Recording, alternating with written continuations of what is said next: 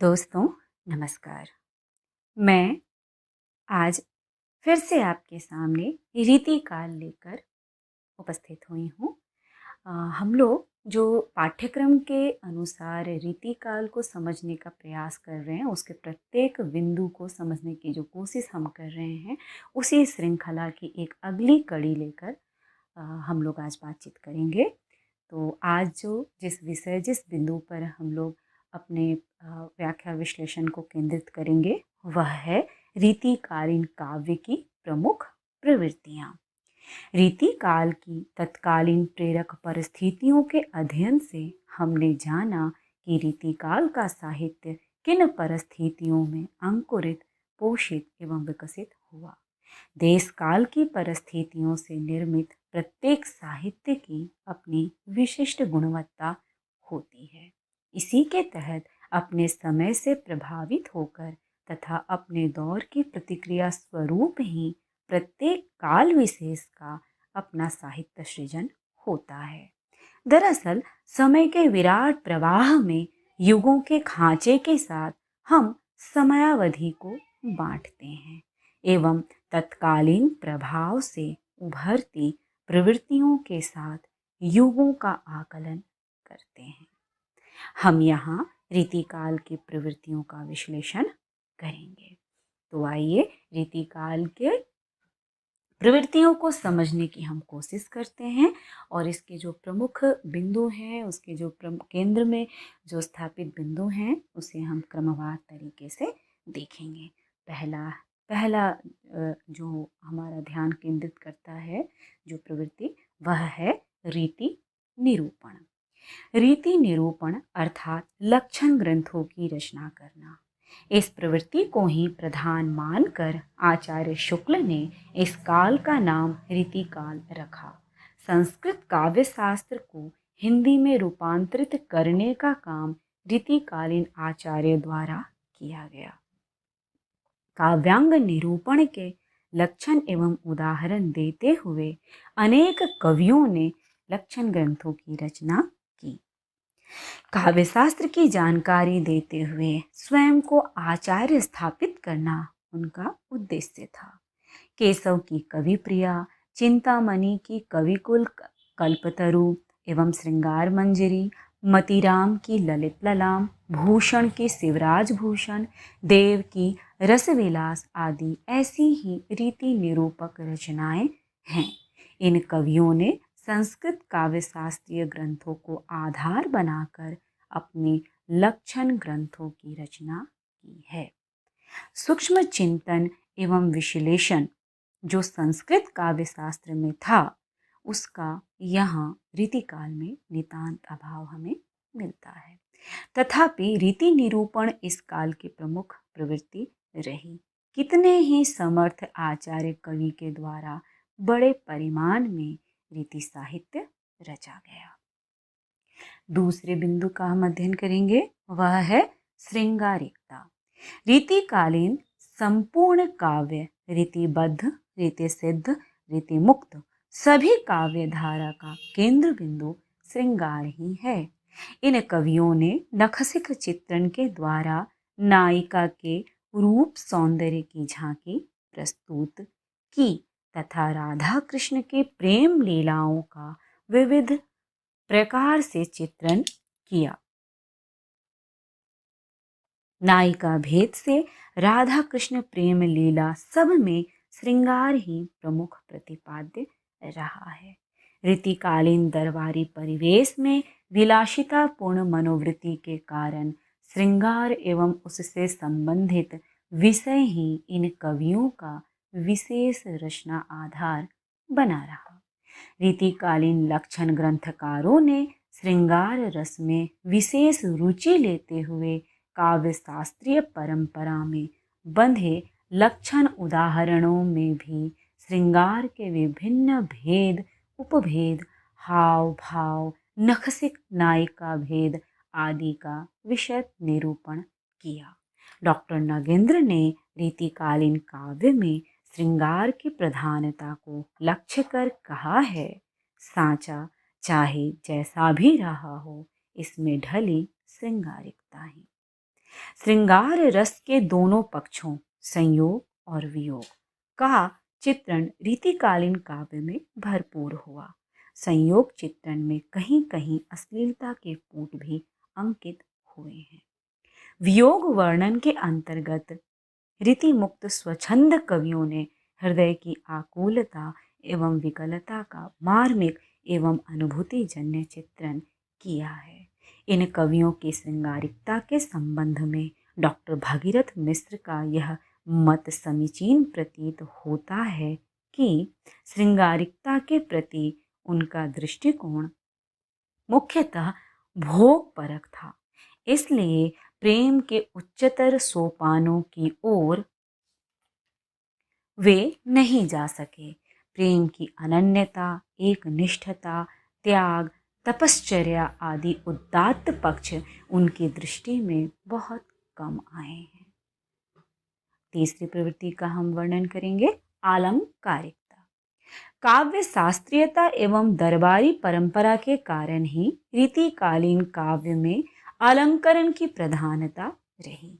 कवि आचार्य कविता सुंदरी को अलंकारों से सुसज्जित करने में अपने कवि कर्म की सार्थकता समझते थे।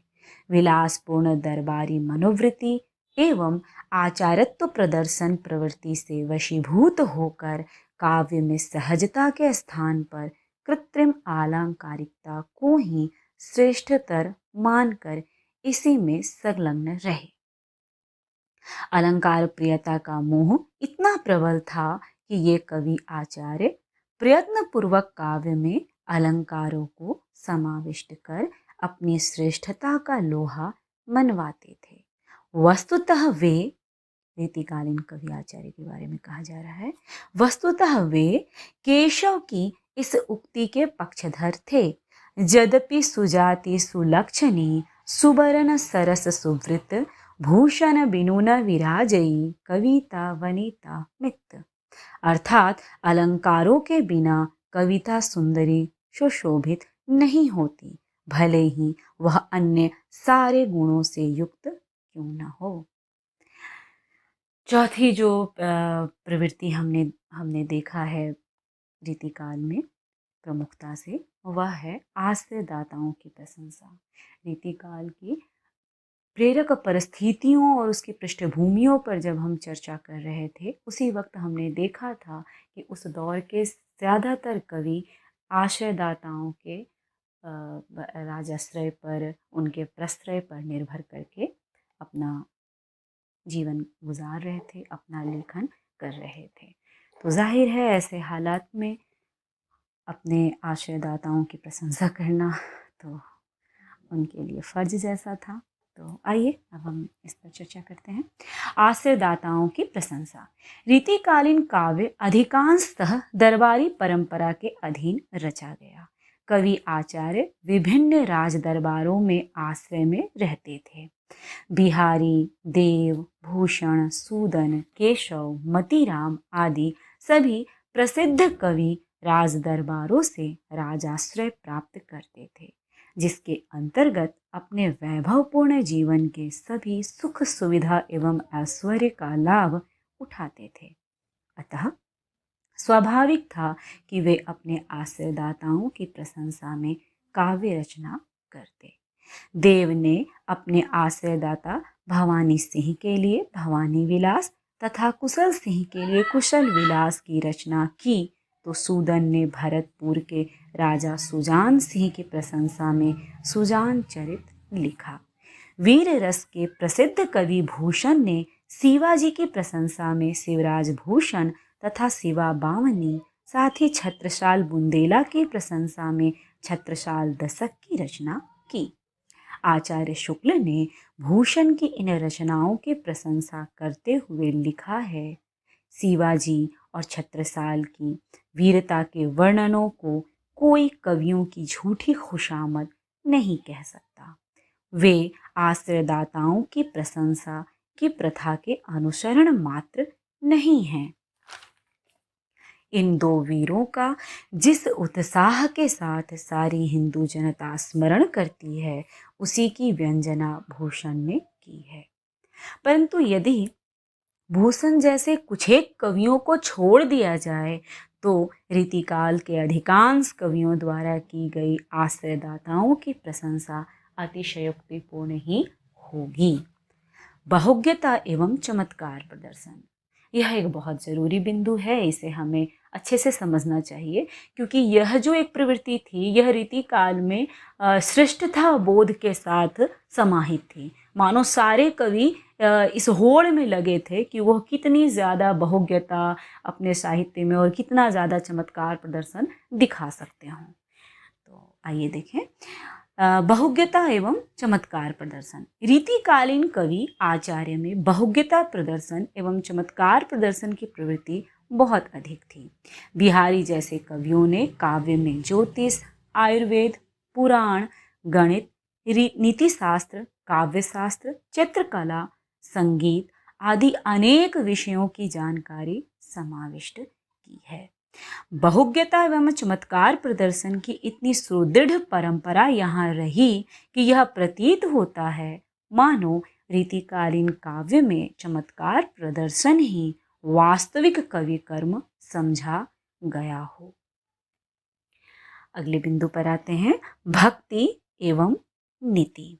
रीतिकालीन काव्य का प्रमुख प्रतिपाद्य तो श्रृंगार ही है, जैसा कि हम सब जानते हैं, तथापि उसमें भक्ति एवं नीति संबंधी दोहा कवित्व यत्र तत्र उपलब्ध हो जाते हैं। इन कवियों द्वारा प्रस्तुत राधा कृष्ण की प्रेम लीलाओं का गान करते हुए श्रृंगारिकता के साथ साथ भक्ति भावना भी विद्यमान है। अधिकांश रीतिकालीन कवियों ने अपने जीवन के संध्या काल में भक्ति एवं वैराग्य से ओतप्रोत रचनाएं लिखीं। इस संबंध में डॉक्टर नगेंद्र की यह टिप्पणी अत्यंत सटीक प्रतीत होती है। रीतिकाल का कोई भी कवि भक्ति भावना से हीन नहीं है, हो भी नहीं सकता था, क्योंकि भक्ति उसके लिए मनोवैज्ञानिक आवश्यकता थी। भौतिक रस की उपासना करते हुए उसके विलास जर्जर मन में इतना नैतिक बल नहीं था कि भक्ति रस में अनास्था प्रकट करे अथवा सैद्धांतिक निषेध कर सके। यह पंक्तियां नगेंद्र की थी। अब हम अपने अगले बिंदु पर आते हैं, जो बहुत ज़्यादा मुझे उद्वेलित करता है। तो आइए, नारी के प्रति भोगवादी दृष्टिकोण। रीतिकालीन काव्य के केंद्र में नारी चित्रण ही है। रीतिकालीन काव्य के केंद्र में नारी चित्रण ही है। नायिका के नखशिख वर्णन ऐन्द्रिक एवं बाह्य रूप के निरूपण में ही लगे रहे। जो कवि थे वे सब के सब नायिका के नखशिख वर्णन ऐन्द्रिक एवं बाह्य रूप के निरूपण में ही लगे रहे। आंतरिक गुणों एवं उसके जीवन का चित्रण पूरी तरह परिदृश्य से नदारद था। नारी के विभिन्न अंगों का स्थूल एवं मांसल चित्र अंकित करते हुए उन्होंने काव्य रसिकों के सम्मुख उसकी लुभावनी एवं रिझाती छवि ही प्रस्तुत की। रीति काव्य में नारी का एक ही रूप उद्घाटित हुआ, वह था विलासिनी प्रेमिका का, अतः उसके अन्य रूपों एवं पक्षों को अनदेखा किया गया। नारी के मानवीय रूप से नितांत उदासीन रहकर उसे सिर्फ और सिर्फ भोग विलास का उपकरण मात्र समझा गया। नारी को गृहिणी, माता, भगनी, देवी या विदुषी रूप में कभी अपने काव्य में स्वीकार नहीं किया गया। अतः नारी की ऐसी एकांगी रूप निर्धारित करके उसके सामाजिक महत्ता को नगण्य बनाया गया। बातें बहुत सारी हो सकती हैं इस एक बिंदु के साथ ही, लेकिन अब हम अगले बिंदु पर आते हैं। अगली जो प्रवृत्ति है हमारी, प्रकृति चित्रण। रीति कवियों ने प्रकृति चित्रण प्रायः उद्दीपन एवं आलंकारिक प्रयोग रूप में किया। नायक नायिका की मानसिक दशा के अनुकूल प्रकृति का संयोग काल में सुखद एवं वियोग काल में दुखद रूप का चित्रण हुआ, परंपरागत रूप में षड्ऋतु वर्णन एवं 12 मासे का भी चित्रण हुआ।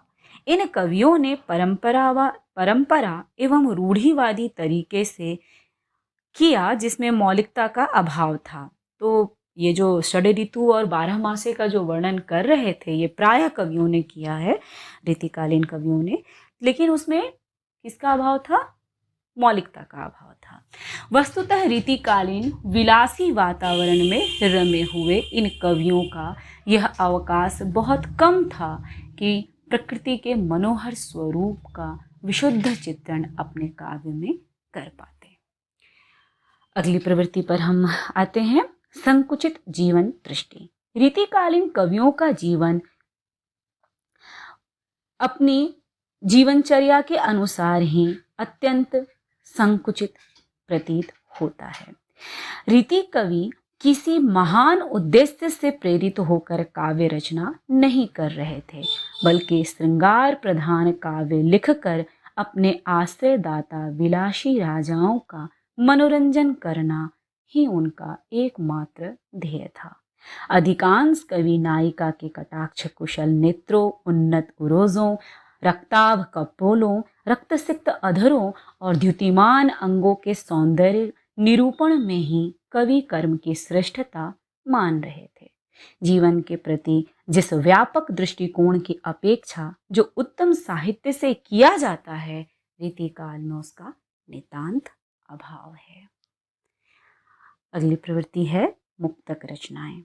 रीतिकालीन काव्य में यद्यपि कुछ प्रबंध काव्य रचना भी लिखे गए हैं, तथापि रीति कवियों ने मुक्तक काव्य रचना में अपनी दक्षता एवं सिद्धि प्रतिपादित की है।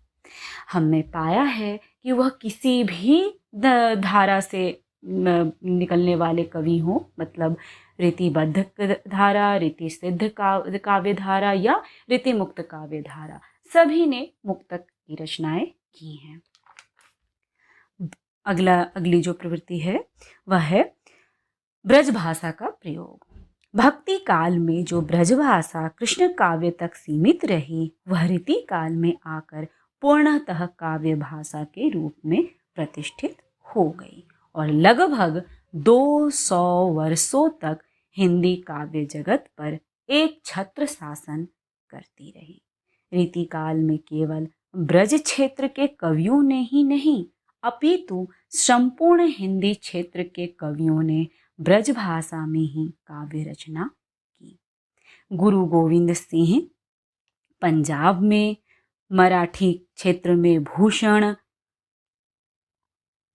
बुंदेली ओरछा में केशव तथा राजस्थानी आमेर में बिहारी ने ब्रज भाषा में काव्य सृजन किया।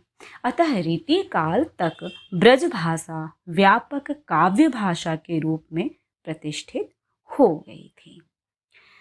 उपयुक्त प्रवृत्तियों के आधार पर रीतिकाल की सम्यक विवेचना की जा सकती है और इसके साथ ही हम इस विश्लेषण को समझते हैं।